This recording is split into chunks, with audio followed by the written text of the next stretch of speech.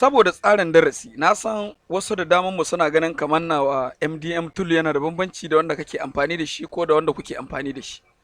Wanda ina tunanin idan dai har ba manta ne ba, na yi wannan bayani a cikin bidiyon da suka gabata. Da tool ɗin da nake amfani da shi da wanda kake amfani da shi da wanda muke amfani da shi duk abu ɗaya ne, babu wani bambanci. Sai dai watakil ni na wayar da na saita shi ba haka ka saita ba. Akwai waɗanda dama sun sha tambaya ta har a wasu cewa su sun ganawa kamar yana da baki da ja, alhalin nasu yana da fari da ja. Shin yaya na yi haka? Abin yana na a ɓoye, idan dai har ka bi bidiyon na baya daki daki ina tunanin za ka fahimci abin da nake nihi.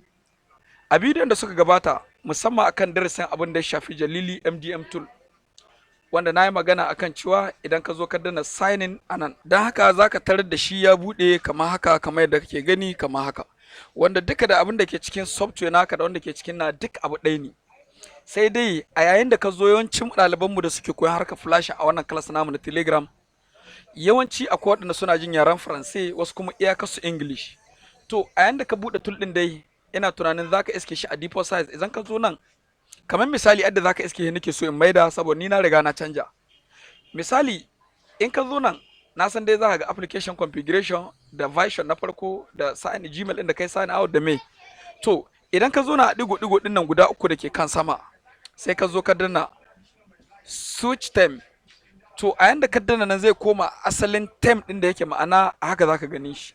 Ma'ana ya koma a yanayin ja da fari. Idan ka sake koma ka danna sign in, to za ka sake buɗe shi kamar da kake gani kamar haka. Kamar da nace muku, ni saboda yawanci haske yana damuna ne sosai, shi yasa nakan canza shi daga fari in maida shi baki.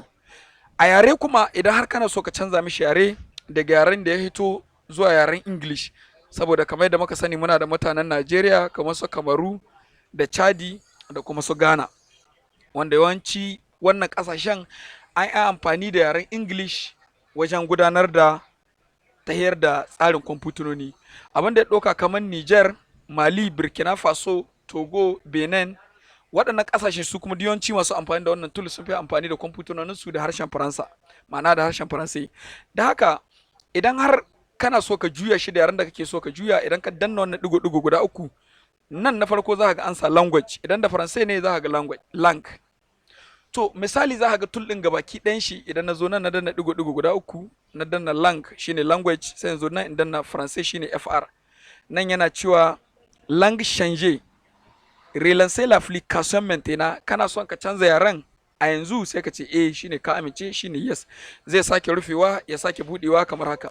To a yadda tool ɗin zai zo maka gabaki ɗayan shi a haka ne, na san wani ɗalibin zai ce to shi tool ɗin ya ga dai nan da Faransai ne da blockage kaza kaza, ya zan yi. Da haka duk lokacin da ka samu tool ɗin kaman da wannan yaren, za ka ga dai ya zo ma, sai ka danna sai connecte kamar haka.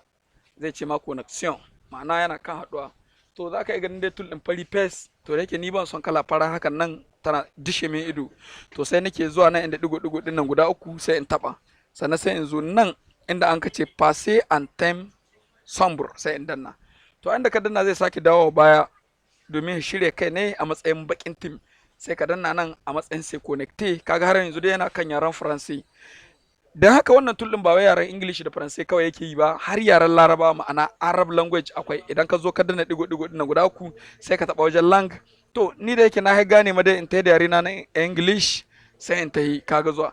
To inda ka ta zai ce lang changed restart the application now, sai ka ce mai shikenan zai ce maka sign in.